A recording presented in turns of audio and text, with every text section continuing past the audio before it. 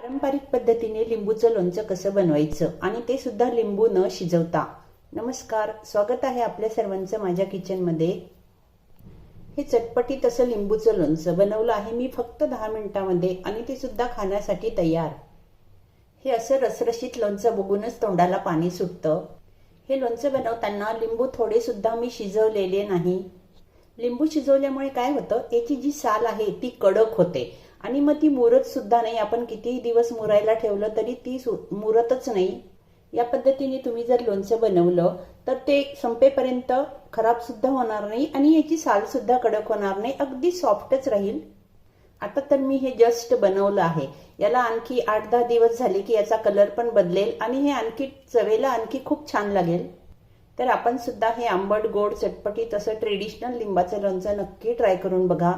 चला रेसिपीला सुरुवात करूया.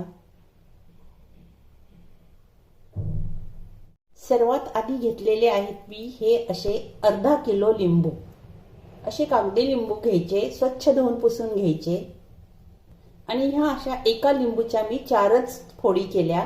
तुम्हाला छोट्या हव्या असल्यास तुम्ही 8 फोडी सुद्धा करू शकता. हे अर्धा लिंबू मी चिरून घेतले होते 5 दिवसापूर्वी.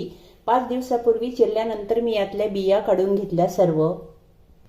आणि ह्या लिंबूमध्ये मी ह्या चमच्याने 2 चमचे मीठ टाकून ठेवलं होतं, म्हणजे 2 टीस्पून मीठ.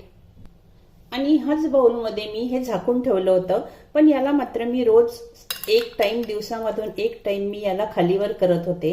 आता हे 5 दिवसानंतर छान मुरलंय आणि याची साल सुद्धा नरम झाली. आणि लिंबू आणि मिठाचं छान पाणी सुटल्यामुळे ही साल नरम होते. आणि हे 5-6 दिवस मुरल्यामुळे काय होतं, या लिंबूच्या सालीचा जो कडवटपणा असतो तो सुद्धा निघून जातो. म्हणून जेव्हा आपण इन्स्टंट लोणचं बनवतो तर ते थोडंसं कडवट लागतं, पण हे लोणचं मात्र थोडं सुद्धा कडवट लागणार नाही आणि बनवल्याबरोबर तुम्ही हे लोणचं खाऊ शकाल. अर्धा किलो लिंबू होते, तर अर्धा किलो लिंबूला मी घेतली आहे 300 ग्रॅम गुळाची पावडर, म्हणजे जॅगरी पावडर. तुमच्याकडे जर ही पावडर नसेल तर तुम्ही आपला हा साधा गुळ सुद्धा वापरू शकता, पण ही माझ्याकडे ऑर्गॅनिक गुळाची पावडर होती त्याच्यामुळे मी ही वापरत आहे. हा गुळ सुद्धा चालतो. याला बारीक चिरून घ्यायचं आणि गुळ तुम्ही कुठलाही वापरू शकता, काहीही होत नाही. गॅसवर एक पॅन ठेवला मी, त्यात टाकते मी 2 टेबलस्पून धने, 1 टीस्पून सौंफ, 1 दालचिनीचा छोटा तुकडा, 1 टीस्पून घ्यायचंय आपल्याला जिरे, 1 चम्मच काळी मिरी, थोडेसे मेथीचे दाणे. हे सर्व साहित्य आपण हलकसं अगदी भाजून घेऊया. तुमच्याकडे जर लाल सुक्या मिरच्या असेल तर त्या तुम्ही इथे टाकू शकता. 2 किंवा 3 लाल सुक्या मिरच्या टाका. हे छान खमंग भाजून झालं. गॅस बंद केला मी. याला थोडंसं आता थंड करून घ्यायचं आणि मिक्सर मधून काढून घ्यायचं. हा सर्व मसाला थंड झाल्यानंतर आता मी मिक्सर मध्ये टाकते आणि याला थोडंसं जाडसरच मी मिक्सर मधून फिरवून घेते. मसाला हा असा जाडसरच ठेवायचा. एका भांड्यामध्ये आता हा गूळ आपल्याला वितळवून घ्यायचा आहे, मेल्ट करून घ्यायचा. मी सांगितल्याप्रमाणे तुम्ही हा गूळ सुद्धा वापरू शकता. ह्याचा आपल्याला पाक नाही करायचा आहे, फक्त गूळ मेल्ट करून घ्यायचा आहे. पावडर घेतल्याची फायदा एवढा होईल की ही पटकन मेल्ट होईल. यात टाकते मी 2 टीस्पून पाणी. पाणी टाकल्याने काहीही होत नाही. तुम्हाला वाटेल की पाणी टाकल्यामुळे लोणचं खराब होईल, पण तसं काही होत नाही.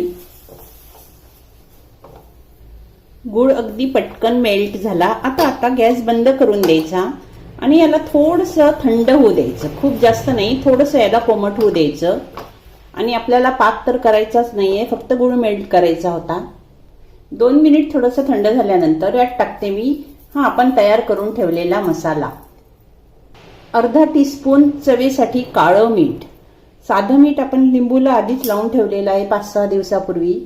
ही आहे कलोंजी, अर्धा टीस्पून टाकायची. तुमच्याकडे असेल तर टाका, नसेल तर स्किप करा. थोडासा हिंग मात्र अवश्य टाका, कारण हिंगामुळे छान स्वाद येतो आणि आपण कोणत्याही लोणच्यामध्ये हिंग हा वापरतोच. 1 टेबलस्पून टाकायचं काश्मीरी लाल तिखट. आणि आता हे सर्व मसाले व्यवस्थित मिक्स करून घ्यायचे। या पद्धतीने तुम्ही जर लिंबूचं लोणचं बनवलं तर ते संपेपर्यंत सुद्धा खराब होणार नाही आणि टेस्ट तर अगदी अप्रतिमच येईल।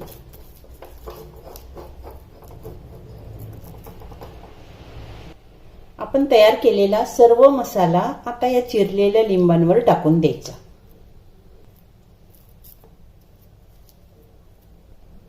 हा सगळा मसाला आता मी मिक्स करून घेते।